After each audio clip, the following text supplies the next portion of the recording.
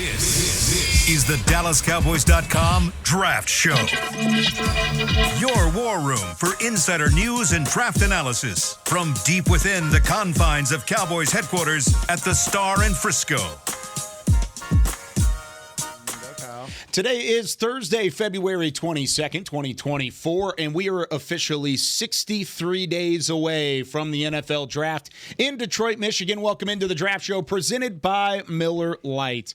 As we continue to lead you up to the NFL Draft, we've got plenty to talk about today and a loaded show for you, so we're not going to waste a whole lot of time. We've got Bobby Belt, Bryan Broaddus back in the fold here on this Thursday, Iisha Morrison and Nick Harris. I'm Kyle Youmans with Chris Beam in the back. So, Bryan, you said you couldn't miss a show. Couldn't miss a show. Still on vacation. I was in California, watched the show Tuesday. You guys did a hell of a job. My business wrapped up. I got back on a plane last night. And, yes, I could not miss this show. And I love the conversation that we had. I was waiting at the airport, and we were firing texts at each other.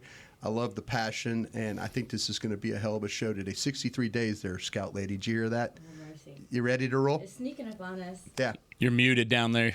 That's strike one for Iisha Morrison in the draft show this year. I turned you down. No, it's strike like 3, something like that. Is it still muted?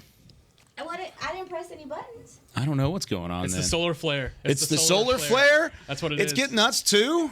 Is it? There we go. Now you sound better. Nice. Ain't nobody come to see you, Otis? What were you gonna say? I was saying it's sneaking up on us fast, but the dope things, the combines next week, and that's gonna put things in formation for us, so we can live our lives and start getting our boards together. Because baby, you know who's been putting their boards together? And he sent me a text message last night. He said, "Don't worry, I'm caught up now." That's Bobby Belt. Come on, almost caught up. Come on, big dog. I would consider 70-plus players caught up by now. That's close enough. It's not up to Bryan yet. What are you at, Bryan? I'm right over 125. Okay. See, not there yet. Not caught up. But he was at like 80, and I think I was at like 10 at one point, so we're going to cut through. Who's the best player you watched this week? Best player I watched this week was probably, I don't know. Wide receiver from Oregon? No, not the wide receiver from Oregon. Probably. I really like Kalen Bullock. I know not everybody else does. I was talking with Zach about him last night, and Zach is just like, nope, got to move him to corner. He's too thin. He's not physical enough. You're talking the USC kid, right? Yeah, the USC safety. You know what? It's funny because you say that, and there was a discussion. Daniel Jeremiah had the discussion, and I tweeted at him about it. I think Daniel's got me on mute. I think he follows me, but he got me on mute because he didn't answer back. He's usually pretty good about it. He's just really, really busy. But we were talking about that people were trying to kind of figure out where to play him. Yeah, nickel corner. You know, the kid has incredible range. He really, really does. And he's got ball skills, too.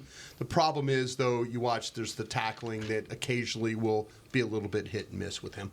Yeah, I just think he's a legitimate center fielder. Yeah. To me, that's the thing that I like about him. Obviously, he's got the questions about the physicality, the size. He's very thin, obviously. He is very thin. But I think just overall, long, lean, everything else like that. But he is somebody who I just think his ability and coverage and the way that he sees things and the way he can cover with range, that to me is just really valuable. And I understand that the limitations are there not to be, a box safety. But to me, he's the opposite of somebody that you would talk about like Tyler Nubin or one of these other box type safeties, where this is a guy who can actually play center field, which I think is a little more valuable in today's game than, what the strong safeties are doing. Yeah. That's fair. So you think he's a true free? Yeah. Yeah, I think he can play free. I put him in my free category. That's what I was about to say. And to your point, Bobby, I do think there is value, different depending on scheme. There is value to having a guy that can really take away, the deep threat at a serious level. Also take some pressure off your corners. I would do it. Yeah, and we may talk a little bit more about Kalen Bullock here in a little bit as well, because we've got some segments pieced together. 1, 2, 3. We've got 3 really fun ones for you today. And we're going to start things off. Bryan brought this up in our group message, a little stand or move. And we've got some players that we want to throw out here. Every person has had a player that they would either have at a Cowboys pick. Doesn't have to be a first rounder, correct?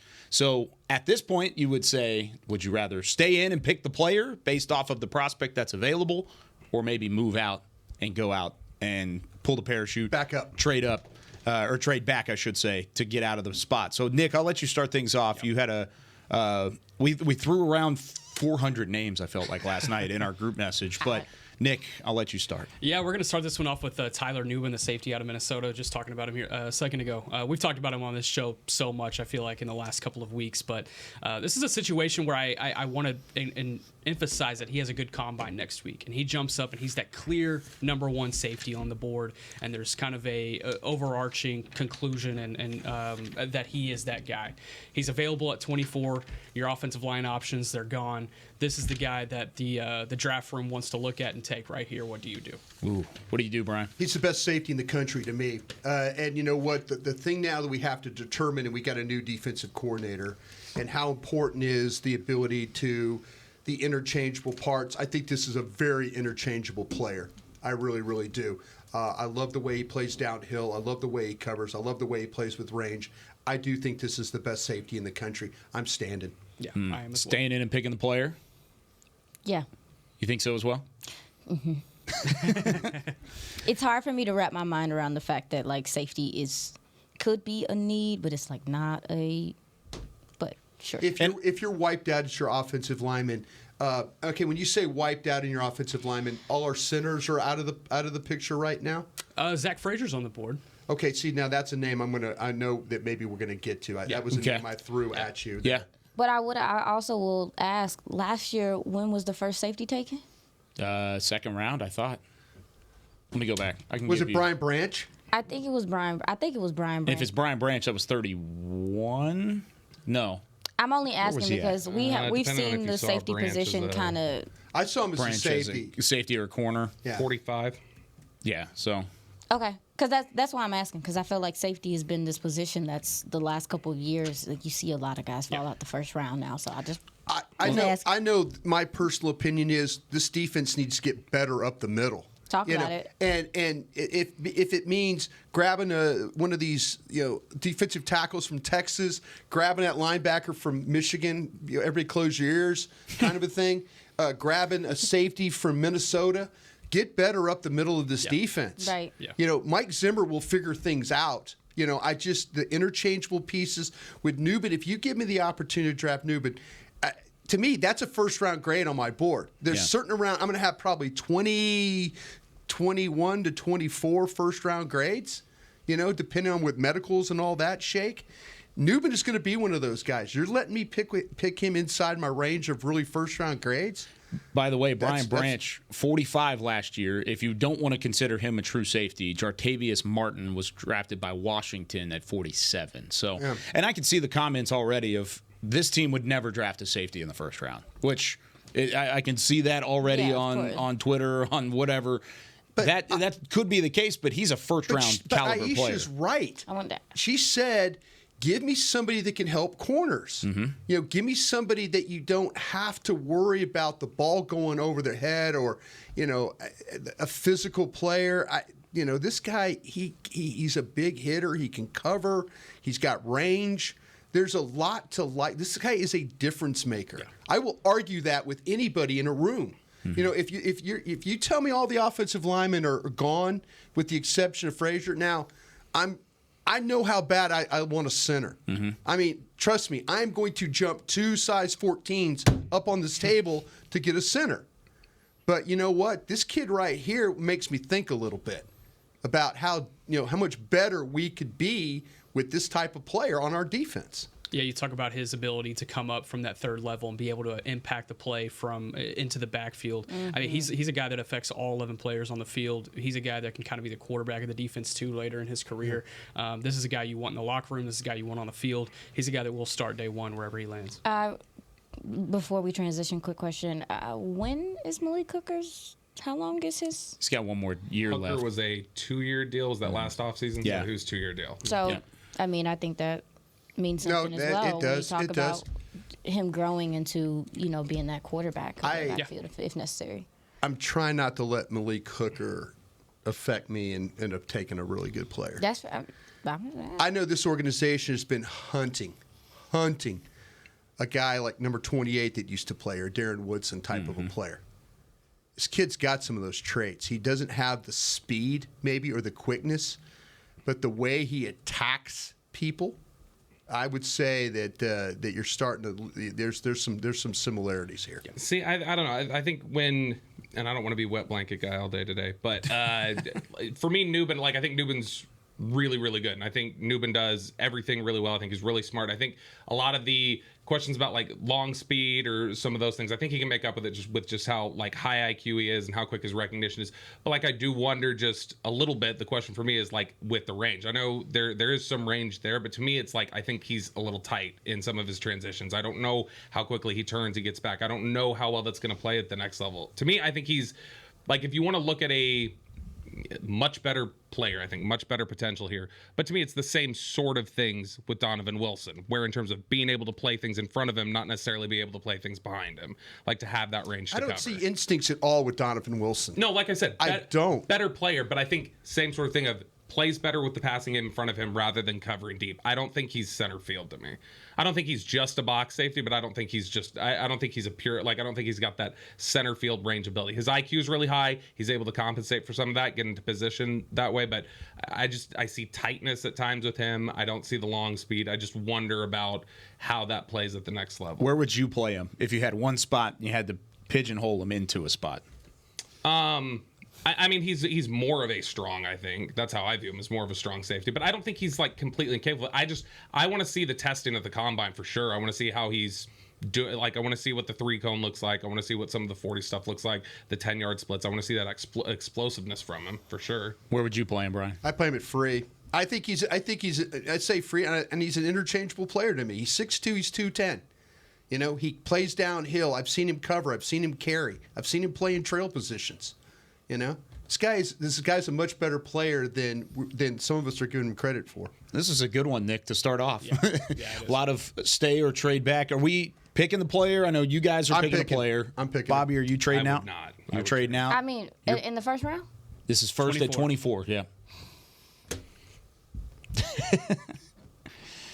Decisions. Would you pick him, Nick? Yeah, I'm picking him at 24. I think if you can get a guy that can come in first year, you're expecting Jaron Kearse to probably be out of the equation if you're taking a safety here in the first round. That's a guy that can work in with Malik Hooker and Donovan Wilson this season. And then if you want to move on from Malik Hooker the year after next, then you have a guy that can take over center field in my equation.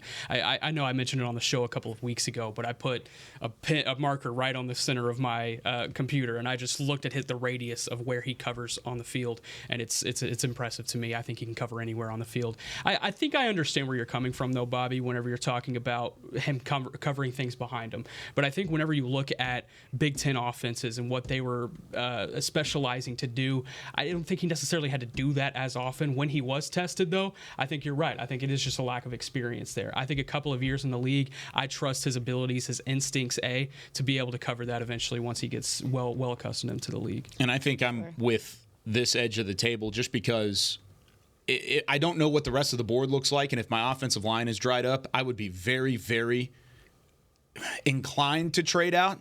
But he's a first-round graded player on my board, and in terms of window dressing the board and not window dressing it, I'm going to stay in and pick the player. You're going to make me pick between him and a center. That's going to be a hard thing for me to do because I know how damn important center is here too. Yeah.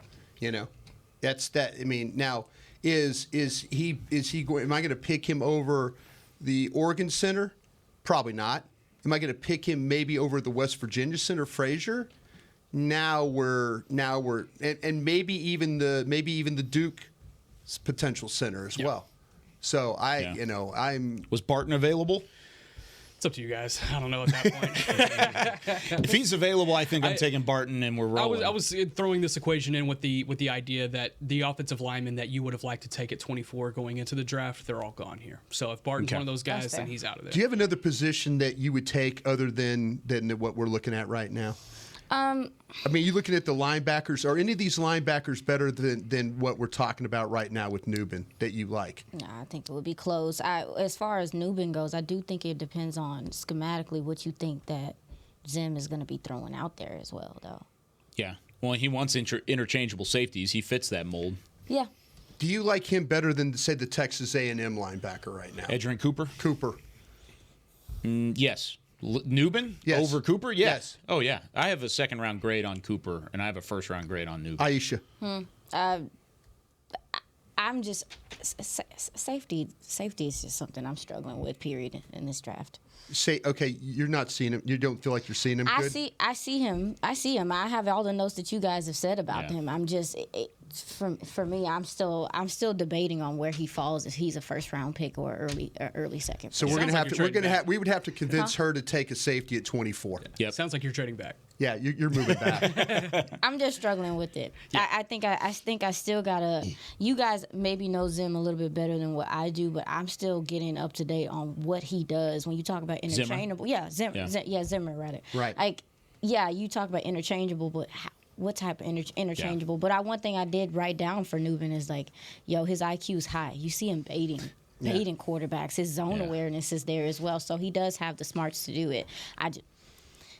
I think Zimmer's also trying to figure out what type of scheme he's going to play with these players too. That's I don't think he really knows what's going. I mean, he does know what's going on. But to your point, you think he could be a guy that comes in and does J-Ron Curse-esque stuff? No, I don't believe so. I think his long-term projection, for me, I want him to be that free guy. Yeah. I think he can play that Malik Hooker role. Tracking. Yeah. Okay. All right, Bobby, who's your player that you wanted to throw in for a little stay or trade? I'm sad Zach Wolchuk's not here to try and fight and scream. But the name that I was throwing out there that I was looking at was Cooper Beebe in the second round because Kansas State. I guard Kansas State and when you talk about really smart, high this IQ is second-round player here? Yeah, this is a second-round player. So when you talk about a really smart, high IQ player, the mental processing, the sort of things that you want to see on the offensive line where you're able to handle those games, those stunts, the other things like that, plays with a ton of power. There's a lot to like about him. The question for me would be, in terms of the other aspect that you look at with Beebe, is the athleticism there? He's got the short arms. And I know that doesn't matter as much on the interior, but guys have a tendency to get into his chest sometimes. Mm-hmm. He's able to anchor, and that's he's able to combat it a little bit there. But this is somebody for me that it's a need in all likelihood. It's a good high IQ player. I just don't know. Do the athletic limitations leave you saying, I'd rather bail out of there and see something else in the third? And of course, this is saying you haven't taken this is not offensive lineman in the first. So we went a different Tyler direction. Even a tackle, just because he plays guard, no tackles in the first. Yeah. Okay, so you haven't done anything with your offensive line in this scenario. Do you take the guy, Mr. Beebe, in the second round? What do you think? I think I'm picking him.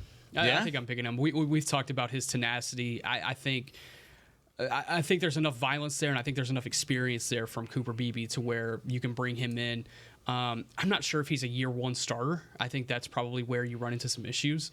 You also have to understand what you're going to be doing with Tyler Smith going into the draft to be comfortable to move him out to left tackle permanently, because that would be the idea. Cooper Beebe cannot play tackle, so you're throwing him in at either left guard or waiting a year or two and throwing him in at right guard if and when Zach Martin departs the Dallas Cowboys. So I think there's a lot of things you would have to play around with. There would be a lot of talking with the coaching staff, Coach Solari, to try to figure out what his best fit would be. But if that type of player is available there at 56, I'm taking him. What if I've just got a simulator up and I'm playing around with possible trades? You could pick up a fourth to move back about 10 spots. So you're moving back 10 spots to pick up a fourth round pick that you don't have right now, by the way. Oh, God. So do you assume Cooper Beebe would still be on the board after those 10 picks? No, he's going to be gone. He's going to be. So you got to stay in and either pick him or you're not going to get him. But do we think that I'm asking, some of these mid-round guards are some players though? Yeah, but do you want a guy who can start in year two? I mean, you just said you don't think he's going to be a first-year starter. Year two. Do you think you have a guy here, Cooper Beebe, that can start in year two? And if you want that type of guy, sure. I think Cooper Beebe is probably one of your last options, because under this equation, all those tackles that come out off in the first round, and after about, Patrick Paul, who I would have about tackle 12, tackle 11 right now, then you're really starting. What'd you think about Pooney from Kansas? Did you grade him as a tackle or a guard? I like him as a guard. His body type, I think, is more an interior type of guy. But here, I would still rather have Cooper Beebe. I think Beebe's better than what you have with Pooney. Zentner too, is it Zinter? Zinter from Zach Zinter from Michigan. Yeah, I think. Just this is the problem. I don't think any of these guards are very athletic, including Beebe. Yeah, including Beebe. Definitely. I really don't. Yeah. And if you gave me a choice, I'm backing up. And if you gave me another choice, I'm probably hitting a defensive tackle in the second round. I'm going to grab that Texas kid in the second round. So you're out. You're I'm pulling out. the parachute. I'm out. If I have to pick a guard Yeah. in the second round of these guys that I'm currently seeing, I mean, we've still got work we have to do on some guard. Maybe some guy comes from the depths of nowhere, and it's like, whoa, wait a minute. There's a guard at Maryland that we haven't seen, or there's a guard at Indiana that we haven't seen. But I am out on a guard in the second round with this class. Okay.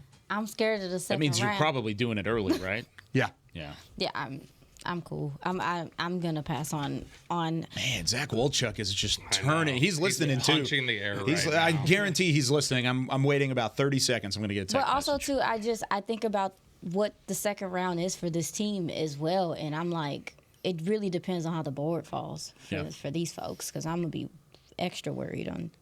Zach's already arguing with us. He's Oh, I told you. He says it could BB play center. I wouldn't put it past him.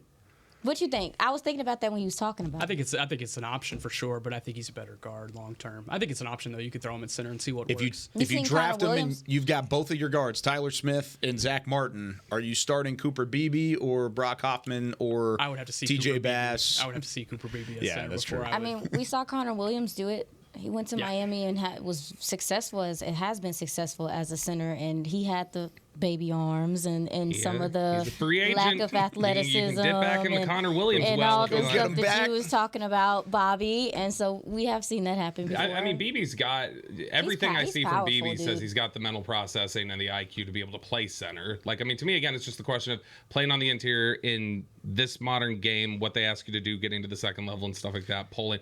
I just don't know that the reaching? athleticism You don't there. think he I can would reach? probably. No, he can. I think he I can would- too. I was yeah. like, I would bail on BB.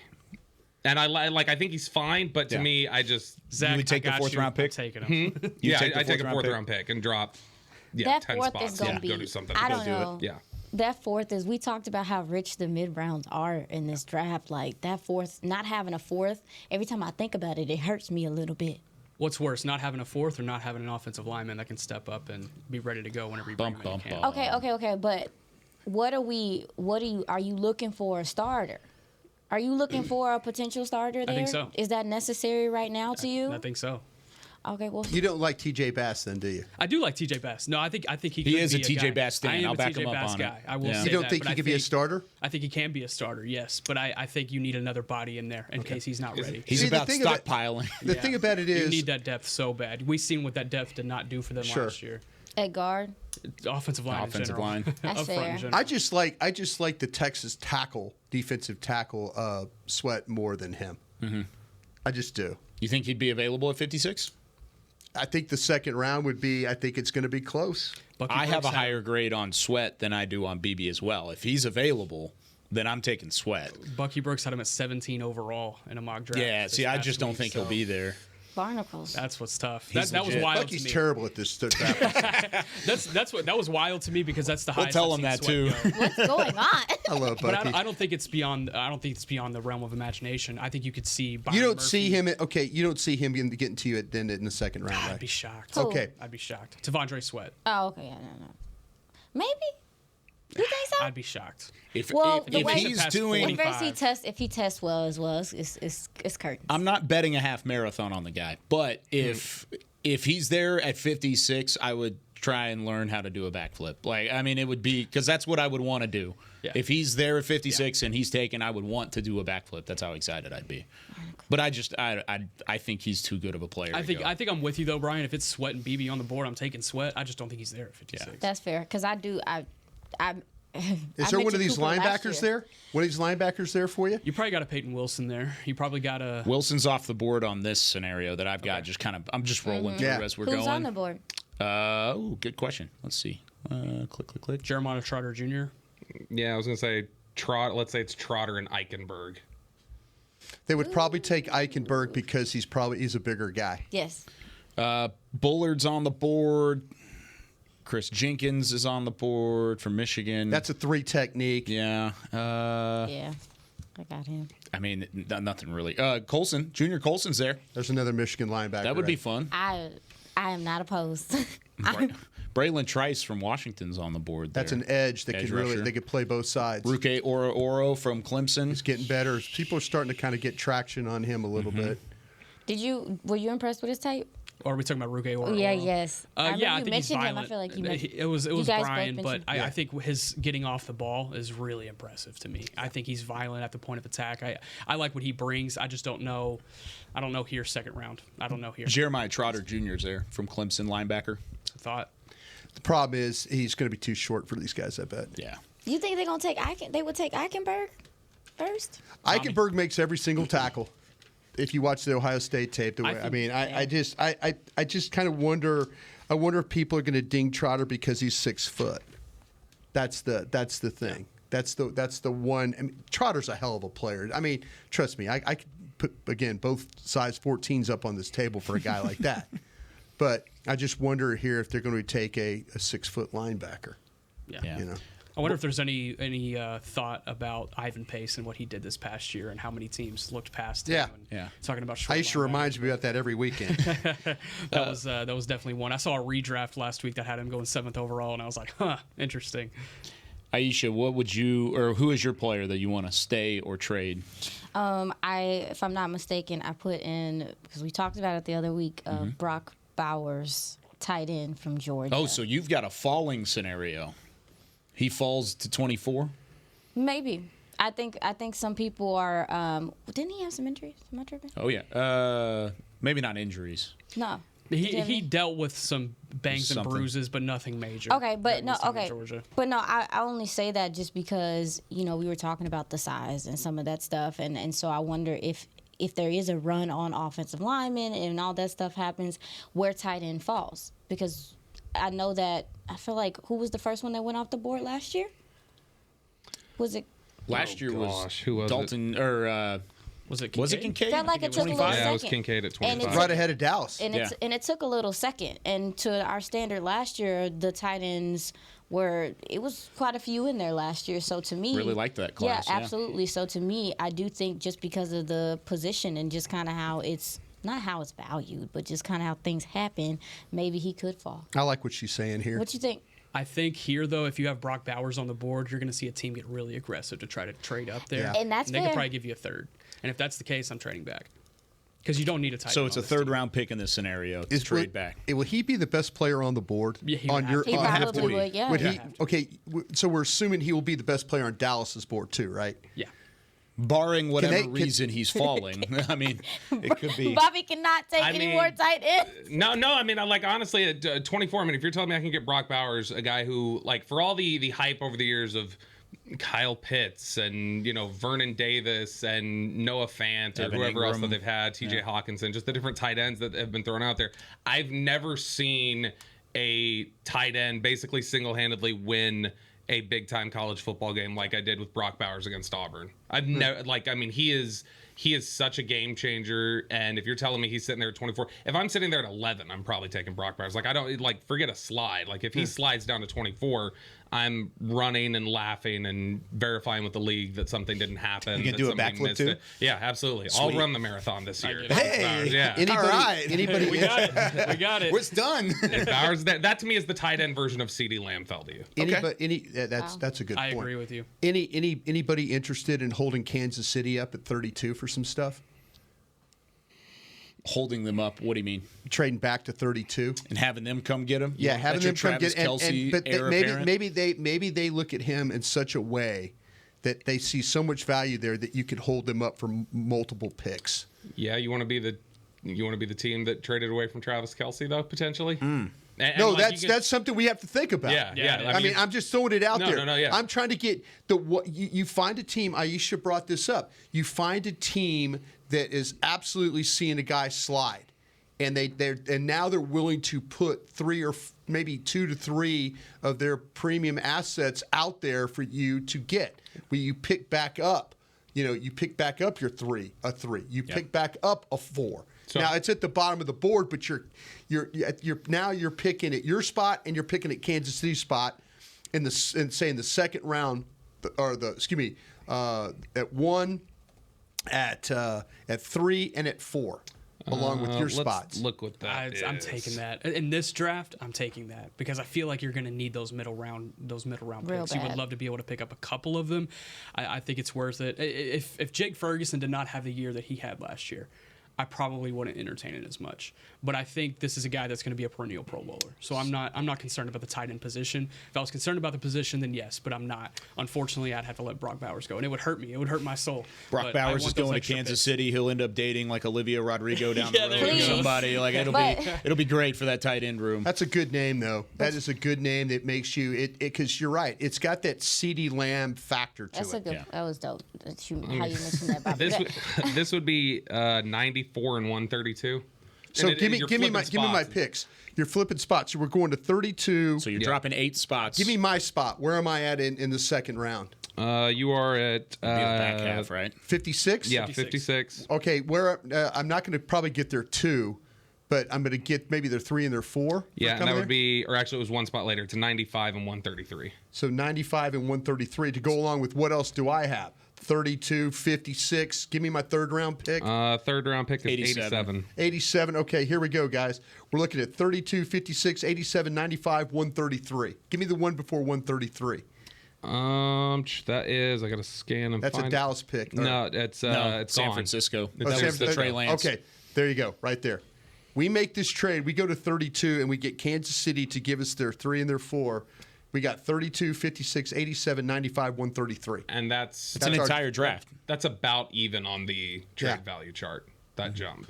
So, I mean, if you wanted to sprinkle in would something you try else? and like hold them hostage for extra? Like, hey, this isn't normal trade value. You're not just coming up to take this. You're coming to get Bowers, and we know you want him. So you got to throw in one more. Yeah, to Give me me, a next year. yeah, Fifth. to me, Just ask for the first. I Yeah. mean, all they can do is say no. it would be hard for me to trade away from Bowers. It really, really would. But man, you got my attention. Yeah. You got my attention Yeah. right now in this draft at 32, 56, 87, 95, 133. You got my attention. That's what it would take to get even in the conversation. Yeah. And you may have to sprinkle a little bit more and overpay. Yeah, I've got my own Kansas City. picks, but when I line up my picks with the picks they're giving me, I'm about to wreck shop here a little bit. Yeah, because you get the middle of each round and the back half of each round. Thank you. And you get to split Thank it all you. up, and you're picking, And picking. I could keep moving these picks too if I want to. What if they don't want to give you 2? What if they say not 3? Well, or you 4? don't get Brock Bowers No, then. but we'll give you 2. So you get the better pick, but you don't get the multiple. So we just take their second round So pick. it'd be 32 and 64. 32, 64. And you're still What's my picking at 56. What's 56. 56. So you go 32, 56, 64, and then you're picking again at 87. I think it's less fun, but that's probably more That's beneficial still- and more productive still from Still a picking team up a valuable standpoint. pick. Yeah, that's a huge You guys, pick. if we make this trade though, can I count on you guys to give me a guy at 32, a guy at 56, and a guy at 64? Well, if Brock Bowers is already he's already fallen to 24. He can fall to 32. I'm just kidding. They're trading up to go get the guy. I know that like a lot of people don't think that's possible, but I was just looking at the offensive linemen, all the tackles, all the receivers, Quarterbacks? all of the quarterbacks. Yeah. This wide receiver class is crazy. This tackle class is one of the best we've seen. You can load up your team to win now, especially with a second-round pick. That's a guy who could start for you, or at least you think could start for you.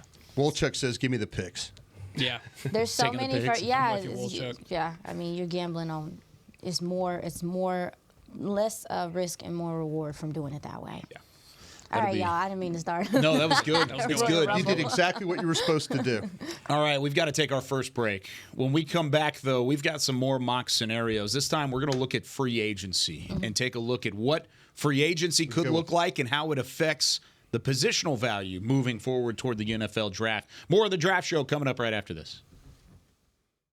I'm Dak Prescott, quarterback of the Dallas Cowboys. And they snap it to Prescott, who looks right. It's not there. He escapes left. He'll run for a first down. Just like football, when it comes to crypto, it's important to have a team you can trust.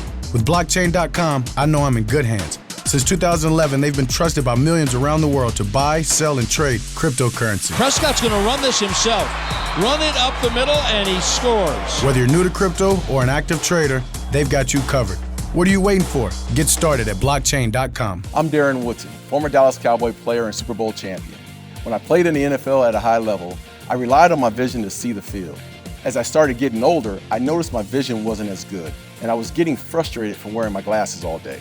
I went to Laser Care Eye Center, and Dr. G talked about all the options. Thanks to technology and Laser Care Eye Center, I can see near, far, and between. Don't fumble your vision any longer. Visit them at dfweyes.com and tell them Darren sent you. They got me back on my game. In a stressful world, Lincoln provides balance and calm amidst the chaos by creating sanctuaries that move you through the world with ease. Our vehicles make your time richer and more uplifting with human-centric design, intelligent technology, and powerful performance. As the official luxury vehicle of the Dallas Cowboys, driving a Lincoln is just another way to show your team pride. Experience our full lineup of luxury vehicles, including the Corsair, Aviator, Navigator, and Nautilus at Lincoln.com. Hi, I'm Danny McCray, Dallas Cowboys alumni player here with Smoothie King. And Smoothie King wants to ask you, what's that sound? That's the sound of us magically transforming our smoothie bowls into 2 new decadent flavors. Dig into a cool acai or pitaya bowl, handcrafted with crunchy, purely Elizabeth granola, fresh strawberries, and finished with a velvety chocolate hazelnut drizzle. Perfect for breakfast, lunch, or anytime you want to munch. And that's the sound of you making them disappear. Smoothie bowls, now in 2 new decadent flavors. Only at Smoothie King, the official smoothie of the Dallas Cowboys.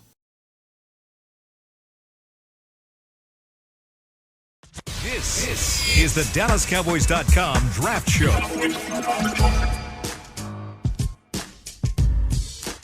Back here on the Draft Show presented by Miller Lite, taste that you can depend on. The segment is brought to you by your Texas Ford dealers. Ford is the best in Texas. Iisha Morrison, Bryan Broaddus, Nick Harris, Bobby Belt. I'm Kyle Youmans. Glad you're with us here on this Thursday. All right, Nick, you've got some scenarios. This is interesting because, of course, every year we talk about wait until free agency, things start to roll, and the dominoes start to fall. Yeah. You've got a mock free agency that would allow us to talk about the positional value. And we're going to go through the first, second, and third rounds and how it could change based off of what happens in free agency for the Cowboys. So start things off. What did they do in free agency? Yeah, you said 63 days until the draft. That's 63. What it is. You got 19 until free agency. So we're getting ready to rock here. So oh my gosh. Under this scenario, that's coming up fast. It is coming up fast. March 11th is fastly approaching. But basically what we're doing here is we're going to have a mock free agency. Basically, we're going to predict what the Cowboys free agency will look like here in the next month or so. And then we're going to kind of talk as a group as our draft strategy kind of changes off of that. So free agents retained that were on the team last year. You bring back Jonathan Hankins at defensive tackle. Okay. You bring back Tyron Smith on a team-friendly 1-year deal. You get him back in the building. And you get Jordan Lewis, but you can't get Stephon Gilmore. He wanted a little bit more than what you were comfortable with paying for him, but you get Jordan Lewis. Free agents signed outside of the building. You get linebacker Azeez Al-Shaair. It's a run stopper. You bring him in. You can put him in that second level. He's durable. You get an edge rusher in A.J. Epinesa, since Dorrance Armstrong's probably out the building. Dante Fowler's out the building.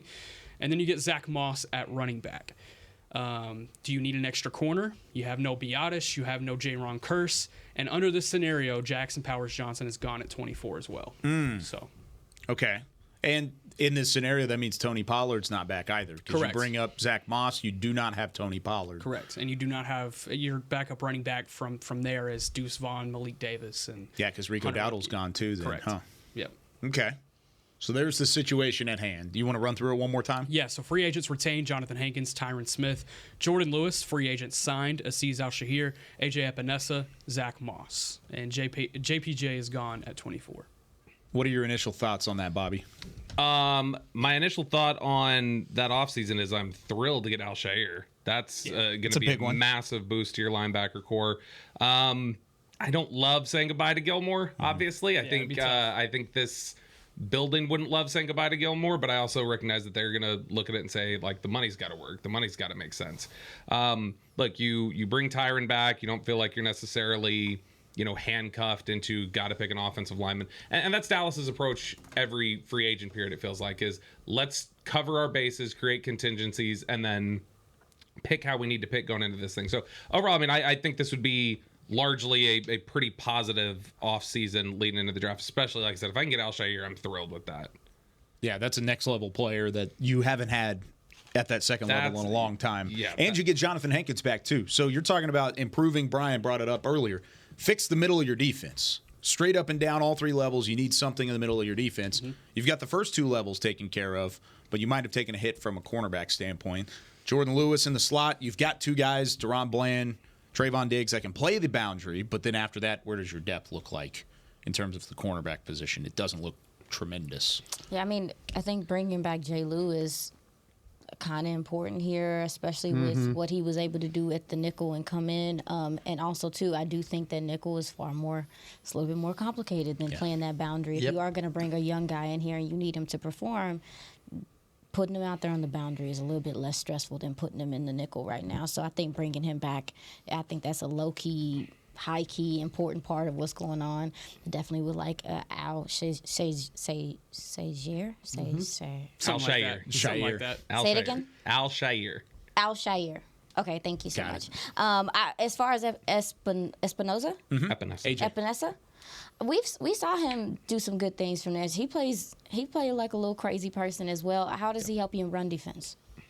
Yeah, that's the question that you have to be comfortable with. I think that's where Aziz Al-Shahir comes in the equation. I mean, you absolutely. have the run defender in that second level.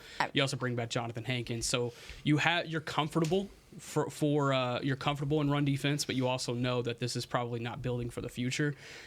I think this scenario gives the Cowboys a little bit more flexibility to be able to kind of build past 2024, and also be able to pick best player available at 24. Boom. You hit it right on the head. That's fair. That's it. Because what's happening is you let me pick my center, and now I'm just picking the best players is what I'm doing. Yeah. I'm trying to find – I'm navigating this thing. I've got my linebacker, I got my edge, I got my running back, I got my defensive tackle, I got an offensive tackle, I got my nickel cornerback. Okay, so now if I can find my center, I'll be in good shape there. Now you're letting me pick everything else off my board that I like. You're going to let me pick my stack. And then your stack ends up becoming a little bit more of your depth, and maybe the depth turns into actual starting players there. This type of free agency sets you up for the best draft that you can have, in my opinion. I like getting the running back in the free agency as well. If Zach you are Moss, going to get a running back, I don't think that we talked about it, this running back class isn't as rich as the other one, but there are some guys in these middle rounds that can be a good guy to accompany with the veteran running back and be able to get after it in the backfield. Brian, you brought up earlier how this guard and center class, you've got some guys heavy up front. You mentioned Frazier from West Virginia. Yeah. Is that if JPJ is gone in this scenario, he is. Are you comfortable taking Frazier in the first round, or are you taking BPA, best player on your board, whoever's there at 24, and then hoping somebody falls to you in the rounds 2, 3 after that? You know what? I know I'm gonna be in a fist fight with you guys over this one, and I'm okay with that because that's what we do. We get in a room and we kind of beat each other up about this stuff. Yeah. I'm gonna let you fight me on Graham Barton over Frazier. Okay. I'm gonna let you see. I'm gonna let the room win on that one. Maybe you guys don't think enough of Frazier like I do. Maybe you think Barton's a better player. But if our Oregon center's gone and I have to go get a center, I might lean towards taking Frazier over Barton. And I don't know if the room feels that way about it. So I'm interested to hear what you guys have to say about Barton over Frazier, Frazier over Barton. You might not like either one of these guys, but I was just curious of what the room might think if we had to go get a center and our Oregon center's gone. I like the idea because you've seen what Zach Frazier has done at center. You see how he was able to help that offense from a pre-snap perspective as well. Yeah. You don't really know what you can get out of that from Graham Barton. Here's Beam firing up the Zach Frazier highlights, but I love what he does right there in the middle. He creates that pocket and allows the quarterback to be able to move around and do what he does best, and I think that's really important for where Dak Prescott is going towards in his career. From Graham Barton's perspective, you would have to move him into center, and you would have to spend those first couple of weeks of training camp just getting him right with the basics, and then kind of working him into where you think he could be long term. Now, whose ceiling is eventually higher on the back end? I think that's probably where I would probably maybe lean Barton, but you don't really know what that looks like until you get him in the building and you get him working at center. I think it's a valid thing to bring up. Do you worry about Frazier's leg at all? That's what I was going to ask. I don't, because you see the toughness from him. I'm not worried of it, but I think it's something to bring up, and we'll obviously know more next week after medicals. Where Frazier got my attention is when you watch the Texas game. Mm-hmm. And we know what those two guys deal with inside of Texas. That's fair. And Murphy. And Murphy. And he's handling that. He's handling that. And I'm sitting there thinking, like, if this guy's dealing with these two cats right now here, West Virginia playing Texas, he could deal with a lot of guys in the National Football League that are probably not as good as that. And he may not win every battle, but he's not going to lose anything. He doesn't lose ground. He doesn't go backwards into the pocket. That's the number one thing I saw with Frazier. The one thing here, it's like you said, if we're talking best player available at 24, are you drafting for win now, or are you drafting for ceiling? See, that's this is where I'm at right now, because maybe Frazier's not for everybody at 24. You know, I mean, to me, that might be a completely wiped out situation. Mm-hmm. You know, maybe that's the trade back. Maybe that's the trade back to Kansas City at 32. Mm-hmm. Yeah. That all of a sudden you grab Frazier, you grab Barton, but you grab those picks too. You know, so I'm just asking you. I'll go with the room because I like Barton. How do you have them stacked? Are they 2-3 in your interior board? Yeah, for Jackson Powers Johnson's 1. Yeah. Frazier, Barton. That's kind of how I would look at it right now. But if the room shot me down, I'm not going to be mad. I agree with Nick. I think the upside's on Barton. Like I think that's where upside is between these two. But if you're telling me like sturdy, stable, I know like I'm getting a good player. I know, the high floor. I know you hate the floor and the ceiling, Brian, but the because I don't understand it. the high floor guy, to me that's Frazier, because if to me I think when you look at the traits with him, Frazier's obviously got, I think, good power. He can move guys in the run game. But otherwise, everything else to me kind of looks athletically. The athletic traits are kind of average across the board. But what you want in that center position is you do want competitive toughness, you want high IQ, and I think he has both of those. He's going to fight. And what you lose when Tyler Broaddus leaves in free agency is you lose one of your glass eaters on this football team. Absolutely. You need a guy who's going to get in the mix and, get into scraps, stand up for your guys, set the tone in terms of physicality and toughness and stuff like that. And I think that's definitely Frazier. And so to me, I would lean Frazier. I would definitely look to trade back, though. Okay, now I'm going to ask you this question, though. The problem that you have currently at center, or you've had, is you have the glass eater, but you don't have the athlete. That's the problem. Somebody at center has got to be smart, tough, and cut the defense in half. Yep. We need that guy. We need the guy that's going to play second level. And maybe, hell, it's BB. Maybe all of a sudden it's BB. Maybe BB can play center. Maybe, I kind of see him as a push-shove guy myself. Yeah. But he can play second level. He is massive. But Dallas has lacked the ability to secure down since Travis Frederick left here. Yep. You can't get you can't secure the 3, and you can't get the guy up on the backer. So we got to figure that out. We got whoever, if it's Frazier, if it's Barton, we damn know it's Powers Johnson. Yeah. We got to figure that out. In this scenario, I know Tyron Smith's back on I'm assuming a 1-year, 2-year deal. Yeah, 1 year, very $12 quick million. deal. I've seen that number being thrown around. Yeah, team-friendly deal is what, Nick, you laid it out to be. Are you still considering a tackle here in this free agency class and based off of the draft class that you're having at 24? I know you can go and get you a center, and if that's what I'm saying. I'm opening this thing up. As long as we make sure that some way we navigate, it's my scouting view, we navigate the center. Yeah. You guys can convince me of anything else. I'm going to fight. Every time it's our turn, I'm going to look at that center stack, and I'm going to say, what about that guy? Who's at the top of the list? I'm going to make Iisha say, no, I got a defensive tackle, or I've got a wide receiver, or I've got a guard that's better. Yeah. I'm going to make somebody tell me to go away from that. And I trust the room. I mean, I'm fine with it. See, here's the problem with that. The biggest problem with the offseason, the way I see it laid out, and this is the way. I don't think this is bad, by the way this thing fell. I think this is as positive an offseason as you can have, to be honest. But like in general, you're gonna probably head into the draft feeling like you're deficient somewhere. You're gonna feel you're deficient at center. That's one. Yep. And then the other aspect is you're probably still feeling like you're lacking at safety. So I don't know. Is it like something where, I mean, you guys were all on board with Nubin. Is Nubin there at 24? Is that what you're asking yourself? Nubin, Frazier, that kind of a thing? Or do you just like tackles, Frazier, Nubin? To me, that's maybe the biggest that's thing. Like the biggest thing I'm coming away from is saying somewhere in the top 100 with 2 out of these 3 picks, I'm going to need a center. I'm going to need a safety. Did you just throw a pen? No, I didn't throw nothing. Not physically. No, I'm saying that to choose between. That's why I was struggling when we were talking about Nubin earlier. I'm at a point to where you look at the competition that you played. If you even look within your division, the interior of these defensive lines that you're going up against No question. gave you trouble No question. on a consistent basis. Don't get me wrong. I want my tackles to be tackling. I need them to be doing their job. However, the quarterback can avoid that far better than what's happening in the interior. Yep. You just ran into.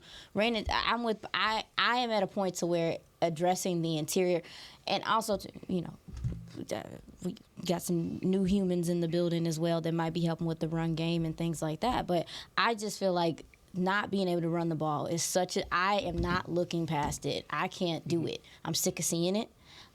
So for me, the center position is important. So that's why when we were talking about Newman earlier, I was just like, a safety? How's he going to help you? And I know we're not supposed to be doing need, but if it is a safety in a center, I would struggle. Like, I would take the center every time. And I would struggle too because I just think it's too important, and it's bit you in the tail year after year. I think another possibility here is still taking a tackle. Yeah. Because you look at Tyron Smith getting That's 13 fair. games out of him last season, felt like striking lightning in a bottle.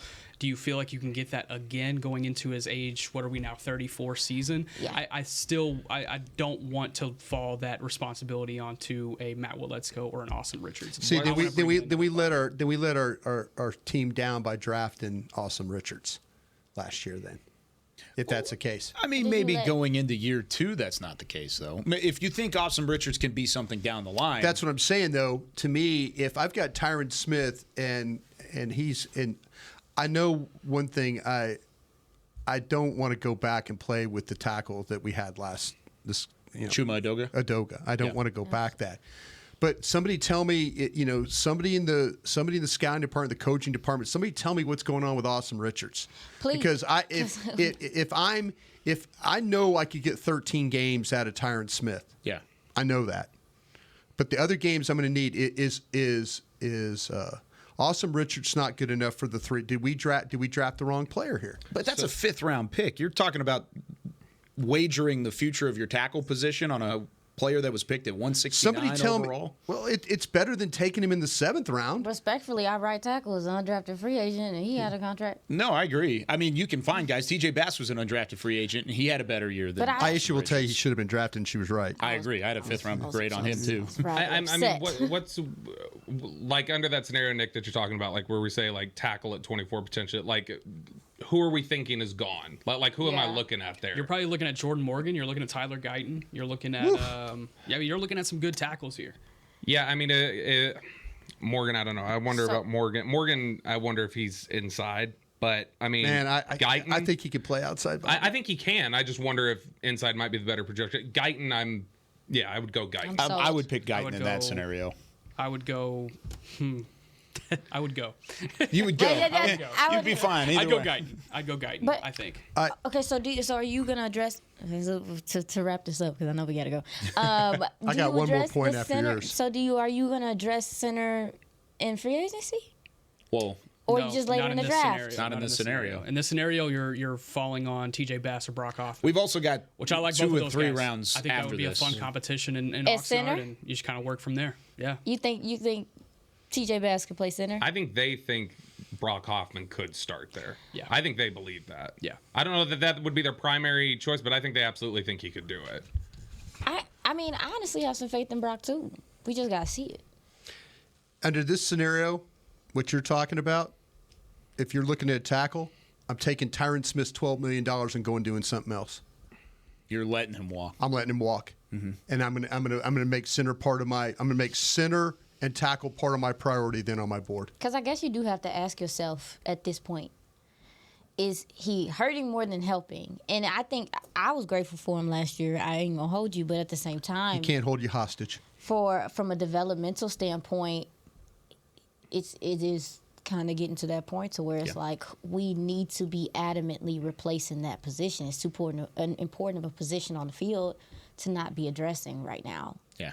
You know what's going to happen? Tyron Smith's going to go to Kansas City, play 17 games, and win a ring next year. Get out of my face! I don't think he really wants to go anywhere. Out of my I don't think so either. I don't think so. I know what you're. I know you're tongue in cheek in it there, but Yeah. to me, if under your scenario, I'm just going to go ahead and take his $12 million and go invest it somewhere else. I would do the same thing in this scenario specifically. And then I would turn in priority O-line. I would make instead of saying tackle center, even though I need a center, I'd make them both tackle, and because they've proven that they could draft first-round plug-and-play players. They've proven that. To me, they have. Yeah. And you also could get fortunate with a heavy tackle class that's heavy right where you're picking at 24, and you feel good about the guys. Guyton is not a bad call there. Yeah. But Guyton's not a bad call there at all. All right, when we come back, we got to take our second break. We're going to wrap things up here on the draft show. We're going to quickly blow through the rounds 2 and 3 right after this. Goodness. Hi, Drew Pearson, former Dallas Cowboy and now Pro Football Hall of Famer here. If you're struggling with your vision and tired of those contacts and glasses, don't throw a Hail Mary. Go where I went. Laser Care Eye Center, the official LASIK partner of the Dallas Cowboys. Drew, thank you so much for trusting us with your vision correction procedure. At Laser Care Eye Center, we offer 6 different vision correction procedures to help patients see. Check them out at dfweyes.com. Tell them Drew sent you. Hood hood. In a stressful world, Lincoln provides balance and calm amidst the chaos by creating sanctuaries that move you through the world with ease. Our vehicles make your time richer and more uplifting with human-centric design, intelligent technology, and powerful performance. As the official luxury vehicle of the Dallas Cowboys, driving a Lincoln is just another way to show your team pride. Experience our full lineup of luxury vehicles, including the Corsair, Aviator, Navigator, and Nautilus at Lincoln.com. I'm Dak Prescott, quarterback of the Dallas Cowboys. And they snap it to Prescott, who looks right. It's not there. He escapes left. He'll run for a first down. Just like football, when it comes to crypto, it's important to have a team you can trust. With blockchain.com, I know I'm in good hands. Since 2011, they've been trusted by millions around the world to buy, sell, and trade cryptocurrency. Prescott's going to run this himself. Run it up the middle, and he scores. Whether you're new to crypto or an active trader, they've got you covered. What are you waiting for? Get started at blockchain.com. Hi, I'm Danny McCray, Dallas Cowboys alumni player here with Smoothie King. And Smoothie King wants to ask you, what's that sound? That's the sound of us magically transforming our smoothie bowls into 2 new decadent flavors. Dig into a cool acai or pitaya bowl, handcrafted with crunchy, purely Elizabeth granola, fresh strawberries, and finished with a velvety chocolate hazelnut drizzle. Perfect for breakfast, lunch, or anytime you want to munch. And that's the sound of you making them disappear. Smoothie bowls, now in 2 new decadent flavors. Only at Smoothie King, the official smoothie of the Dallas Cowboys. This is the DallasCowboys.com Draft Show. Welcome back into the Draft Show presented by Miller Lite. This one's for you, Brian. Kenny Chesney is bringing his Sun Goes Down Tour 2024 with Zach Brown Band and special guests to AT&T Stadium on May 11th. Tickets are on sale now at SeatGeek.com, the official ticketing provider of AT&T Stadium. That's your go-to on your... Oh, Kenny Chesney. Yeah, that's your iPod, right? Nick's too. He's got like a... Yeah, he's got a football song. Yeah. Boys of Fall. Boys of Fall. iPod Shuffle. Got your iPod ready to roll. He's got his 8-track. I probably couldn't spell Kenny Chesney if you gave me like 5 tries. Thank you. What? And I asked just... I think you could sound it out in 5 tries. It was tongue in cheek. On our show, I Don't was take like... anything I say seriously. We need to make sure that that's manifested. I asked the girls to sing me a song on the show because I was like, who is this man? I've never seen this man a day in my life. Yeah. He was like the biggest touring act in the country. Is he the one that's like 10 years ago? I heard he could sing, but... Super tan? Like he's like super tan. Yeah, he is. I mean, he's from Key West. I actually know this guy. He was Key West? He's the cut-off sleeves guy. I know exactly who I'm he is. He wears a lot of denim. He's got the cowboy hat. Okay, let me stop. Say Wait, again? what? What No, you got to buy tickets at SeatGeek.com. Yeah, I gotta buy tickets at SeatGeek.com. All right, final segment. We've got like 60 seconds. Here one time. If we're taking if we're taking an offensive lineman in the first, and based off of that scenario that Nick gave, where are you going in rounds 2 and 3? Yeah, so you have a linebacker, you have a running back that you picked up in free agency. So I think you can kind of go with that 56 pick, and you look at the linebacker board, you look at the running back board, and you take your best player available from those 2 positions. In my opinion, you can bring in a running back that can pair with Zach Moss because you're not expecting Zach Moss to be the long-term solution. So you can draft a long-term solution and work him in with the running game. Or you can bring in another body at linebacker. DeMarvin Overshown's coming off of a torn ACL. Damone Clark, you liked what you saw at times. You didn't like what you saw at times from him last season. So you can bring in another guy into that room to be able to work. To me, it's one of those positions. And I think also you have a safety you can consider. You could consider a depth corner. You consider another offensive lineman. There's a lot of things to consider, but for me, it's linebacker or running back there. What are you doing, Iisha? I am looking at DT and possibly receiver. I like DT. Yeah. In that second round, especially. Yeah, especially with DT, I think it's Jonathan Hankins can only be a Band-Aid for so long. Yeah. And that's all I got to say That's about a it. good one. Brian? Yeah, I think Iisha's got this thing right. I'm kind of in that mode right now myself. Yeah, DT. I forgot about DT. If you can't, if you're not doing nothing to be able to run the ball, you need to be able to stop the run at the very least. That's a good one. I mean, I think they definitely need Alshire is such a huge boost. He's gonna help. And getting Overshown back healthy, that's going to be big. I still think somewhere in there you probably got to get another linebacker. Obviously, you need a running back to pair with Moss. But I mean, safety is the one that's blinking at me. So I wonder if Bullard's there in the second, is he going to get to me in the third, or like is that playing a dangerous game? Or if he's sitting there staring me in the face in the second, I think I'm going Bullard and then just figuring things out. Best player available. I'm so surprised how interested you are in safety, because if you ask the nation, that's what I was working on this week, mainly with safeties. Okay, that's fair. They're all fresh on the mind. They're fresh on your mind. But I just like when you look at the safety position on this team, you look at it and you say, okay, well they're good, I guess you want to say. You would assume, especially if Marquise Bell's going to be going back to doing more safety things. Saw some good things from Wanye Thomas. You're like, okay, well, this safety core is good. So it's just crazy to me to hear you just being like safety. Did anybody look at Kinchins from Miami? Filthy. Yeah, I've talked about Kinchins a couple of times. I'm sorry, did I miss that? No, you're good. He's a headhunter. I think he's a Donovan Wilson type of guy. Talk about keeping everything in front of him and being able to take heads off in front of him. A little bit more rangy to me, though. A little bit more rangy, but he's a Donovan Wilson clone in the fact that he's younger and he's a little bit more experienced coming out of college. Could he get to you at 56? No. I don't believe so. You don't think so? Wow. I don't believe so. He's that good. God. There is Cameron, Brian's trying to will it. There is Cameron Kinchins hate amongst the draft community. Why? I can't quite figure it out. I think it's more so the range on his back end and what he can do in zone, in his zone coverage ability. But I think what you get from him from a tenacity standpoint, from a physicality standpoint, him being able to cover these type of situations out of the run game or out of the backfield, I think there's a really good opportunity here for him to be an impact player. He's a heat-seeking missile. Yes. That's what it looks like. I mean, angles-wise, he does not mess up. I just think also, too, when you look at the safety position, unfortunately, I do think some people are starting to get on the fence about the box safety, strong safety type situation. People understand that with all the spread and stuff like that, they want guys to be more, I'm not saying that the value is going down from guys playing downhill and everything, but it kind of feels like it's a little bit of a damper on it right now when guys predominantly do that. And I think it's crazy because, baby, help me in the run game, please.